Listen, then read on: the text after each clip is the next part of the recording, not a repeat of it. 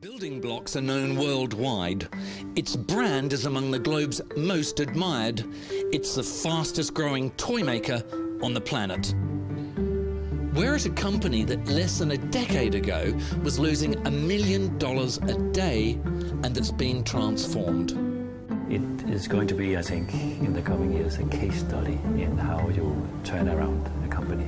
We're going inside Lego. Awesome! Everything is awesome. The theme music to the Lego movie could well be the theme for the company itself.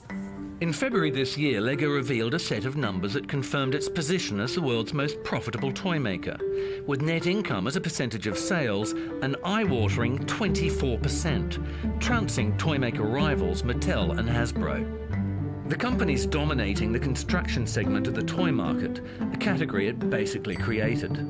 They've certainly driven the growth of the category, and that category has in turn driven the growth of toys and games as an industry, especially in the traditional toys and games sense. So they've been pivotal in that respect, and they certainly have a huge advantage having such a force of nature in that particular category, being able to manufacture a lot of different toys and replicate this in their factories and then create the best margins as possible. And 2013 was quite a year. More than 55 billion Lego elements were made. That's 105,000 pieces a minute, and more than 600 billion since the company was founded in 1932. That's at least 80 for every human being on the planet. Oh, and at 500 million tires a year, it's one of the world's largest tire makers. Some sets aren't just for kids. David Beckham reportedly built this model of London's Tower Bridge for its therapeutic value. If you thought that was impressive, the largest set is the Taj Mahal, nearly 6,000 individual pieces. Beckham didn't finish that one. Each second, 10 Lego sets are sold. And then there's the run up to Christmas, when 34 sets a second are sold. Lego does about 60% of its sales in the lead up to Christmas. The company reckons the world's children spend 5 billion hours a year playing with its bricks. But the brand has inspired more than just toys. There are 50 Lego video games and counting, not to mention... Relax, everybody, I'm here. Pac-Man? The movie. The last 7 or 8 years, we have had double-digit growth every year. You know, that's mind-blowing. Lego's origins lie in a small town in Denmark with the dream of a carpenter. We are now in the founder, Ole Kirk Christiansen, and his old house. Ole was a carpenter and joiner before starting to produce wooden toys.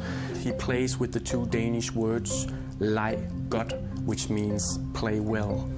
In 1960, we had a fire in our woodworking factory, and because of this, we made the decision to stop the production of wooden toys, and actually also to stop the production of the plastic toys that was not a part of the Lego system and the Lego brick. So basically, from 60 onwards, we say, let's focus solely on the Lego brick. Where did the whole idea of the brick come from, and these bricks? Well, what happens in the late 40s is that Ole starts to supplement his production of wooden toys with plastic products. And then in 1949, he produces the first plastic bricks. Back then, he calls them automatic binding bricks. The early bricks were hollow. There's no clutch power. You cannot, there isn't anything underneath to grab hold of this knob. So that was a problem. The brick, the hollow brick here, sets sort of the limitations of what you can build. After thinking about it long and hard for many years, we eventually come up with this. Now we simply add these tubes and you have clutch power. It sticks. So this is genius. This really is the most important thing that has ever happened in this company's history. For example, these two bricks in the same color, they can be 2x4 bricks. They can be combined in 24 different ways. And if I have 3 of these, it's 1,060 different combinations. And if I have 6 bricks with the tubes in the same color still, I can combine these in 915,103,765 different ways. So the possibilities are, well, endless, because I do not have the imagination to combine these bricks in almost 1 billion ways, but it is possible. As we know, Lego became a household name, loved by children, loved by parents. But by the early 2000s, the company was in trouble. It had lost its way in terms of understanding its own self-identity. What is Lego uniquely about? We'll be back with the story of a 36-year-old former McKinsey consultant who executed one of the turnarounds of the century.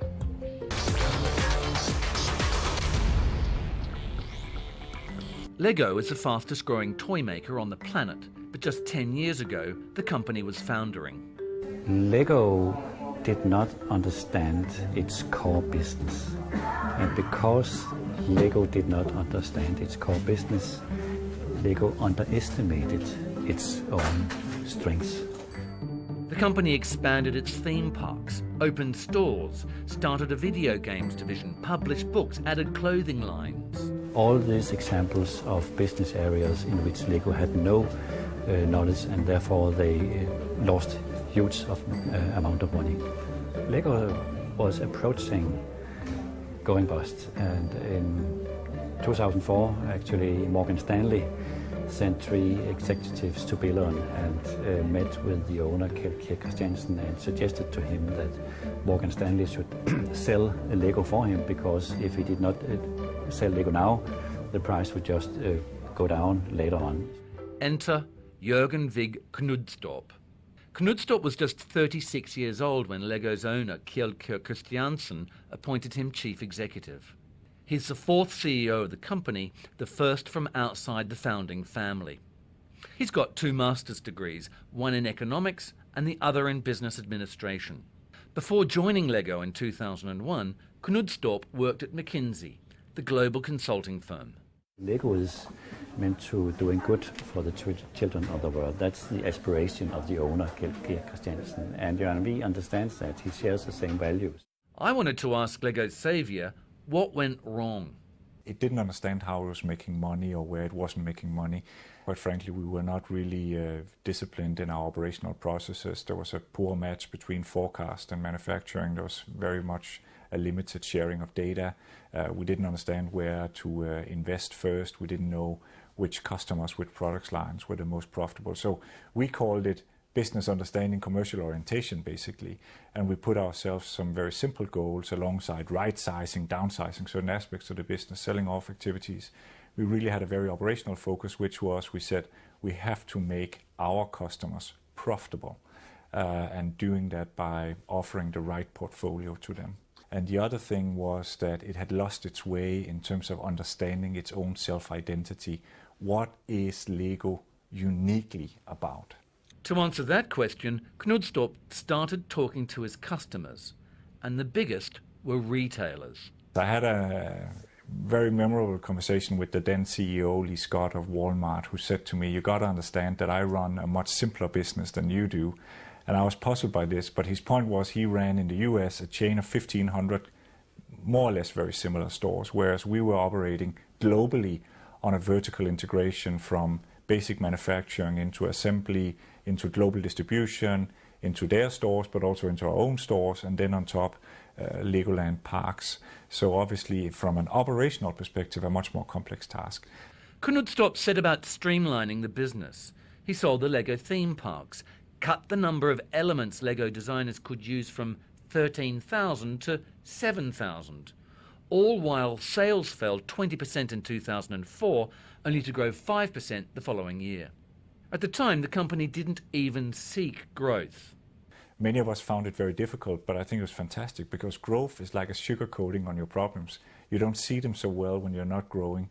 When you're not growing, you really have to drive productivity. So that allowed us a lot of time to rebase and refocus the business. And we tried to focus on only doing the things where we had unique advantage. And thankfully, Lego as a brand and as the core product, the brick and the building system is very unique.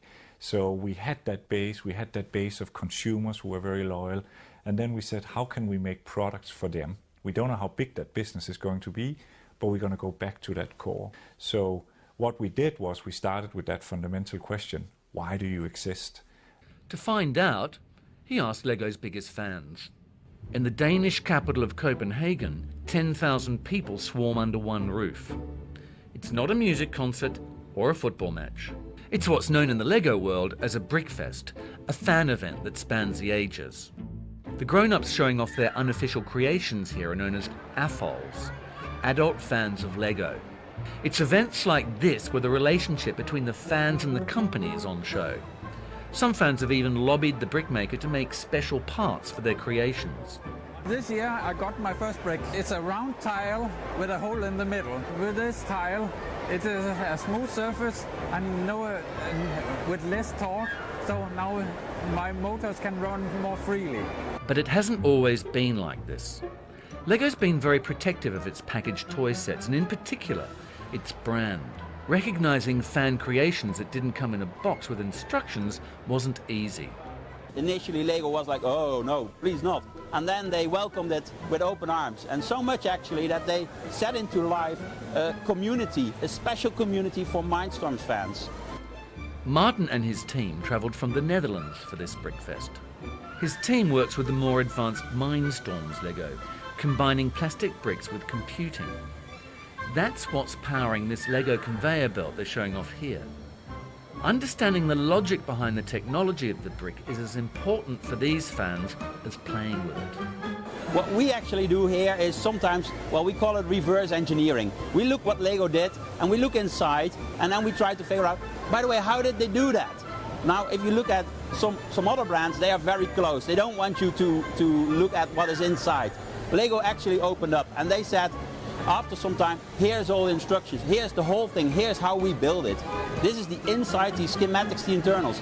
Now that limits, that actually opens some limits that were there before. Lego's embraced a relationship. As well as forums and product dialogues with their fans, they've even started employing some of them. Lesser was at college when he built his first Mindstorms creation. The company was so impressed, they gave him a job. We started traveling the world with Lego, just showing off inventions. We've done big sorting machines, we've done blimps, we've done forklifts, and just showing kids how big you can think with Lego, that there's really no limitation. You can do whatever you want, just if you just have the imagination and the patience.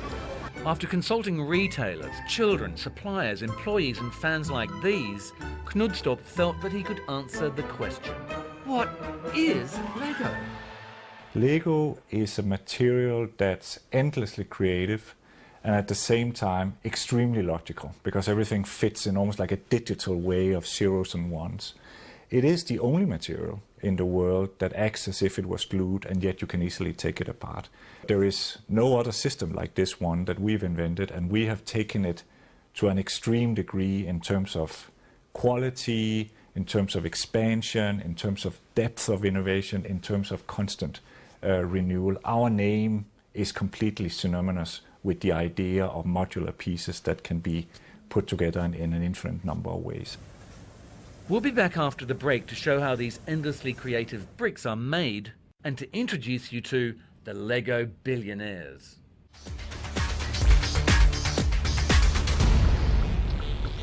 If Lego minifigures were humans, there'd be enough of them to populate Asia. Lego's other bits number in the hundreds of billions, and producing that many is like a military operation. It starts with moulding. This is where the bricks are made. Plastic pellets are shot by air along these pipes. They're delivered into this machine where they're heated into a sort of a dough that's then injected into this mould. And the incredible thing is the precision that means that each brick that comes out of here can click and stick onto any other brick that's being made by Lego. So many parts are made, Lego has a surprising way to ferry them out. This behind me, it's a robot, there's no driver, it goes around and collects the bricks. But don't worry, it won't bump into me. Once the parts are ready, they're sent for decoration and assembly. Each of these can have as many as 12 levels of detail added to it. And you can see on this machine, each of these stages is adding a level of paint before they're flipped over and they're painted on the back. I find this assembly machine absolutely mesmerizing because there are 35 different steps here. They're adding the arms to the torsos, then the hands to the arms. There's one part of this process that we're not allowed to show you at the moment. They're painting the faces of some new figurines that aren't going to come out until next year. Absolutely no cameras, top secret. With so many parts being thrown together, it's a miracle the right ones end up in the right bag. Or is it? They used to do that by hand, loads of room for error. Now they've got these machines. This one's doing grey bricks. I've got a yellow one here. It's the wrong shape, it's the wrong size. Rejected. Now it's a third and final phase, packaging. Any scuffs on the box or bits poking out are snapped up by super smart cameras and sensors. This one product line sees 1,400 boxes packed in just 1 hour. It's this focus on production, product development, marketing the brick that's helped the company quadruple in size in the past decade. And that's been good for the founding Christiansen family.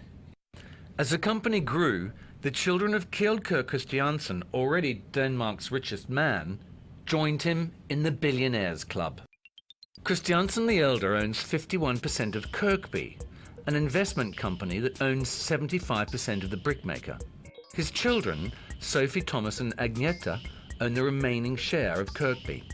Lego itself is valued at about $18.5 billion, which means that via Kirkby, Kjeld Christiansen's stake is worth a cool $7 billion, while each of the kids is sitting on about $2.3 billion each. And that doesn't take into account Kirkby's other assets, among them a $2 billion stake in Merlin Entertainment, which has the Lego theme parks, Madame Tussauds and the London Eye among its assets. In the past few years, Lego's had a string of hit products thanks to its now intense market research, and it's been filling in the gaps in its offer.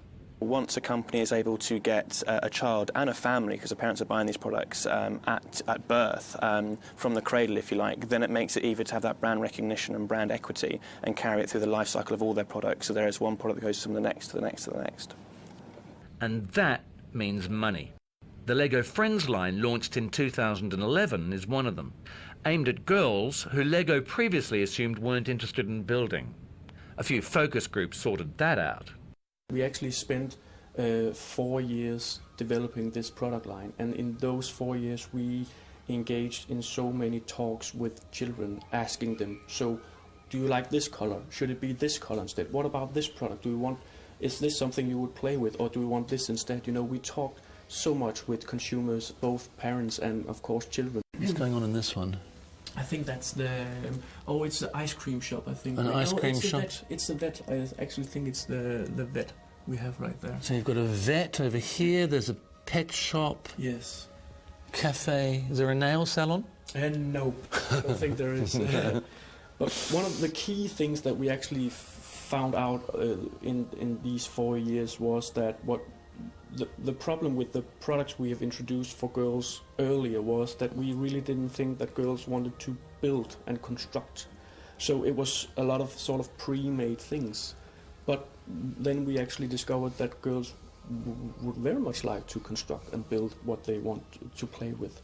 And then another part is, of course, all these little, little details, the bows and all these different things. That's very much something that girls enjoy playing with, having these many detailed dolls. So a girl can take a little butterfly and put that wherever she wants. Exactly. She can decorate it however she wants. And of course, and these flowers here. Yes, exactly. And even though, these figures, they are actually not called figures, they are called dolls. They are different from the minifigure, as you can see, but of course, these are completely compatible with the Lego system. So you can combine, for example, all of this, and you can combine it with, for example, Lego City. Lego's next challenge is distribution into the relatively untouched markets of Latin America and Asia. A reason it's opening a factory in China.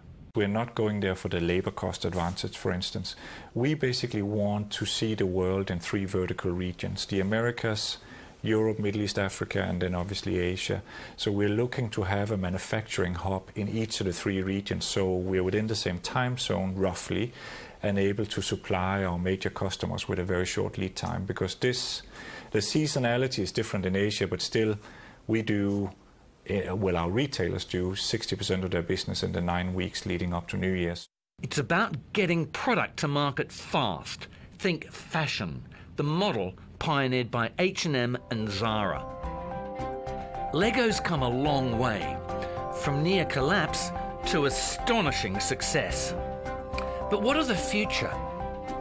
One thing is certain, Jürgen Knudstorp will always look at the journey he and his colleagues travelled to find out what is essential about the company that he leads. One he describes in a favourite T.S. Eliot poem. We shall never cease exploring, and at the end of all our exploring should be to come back to the point where we began, but know it for the first time.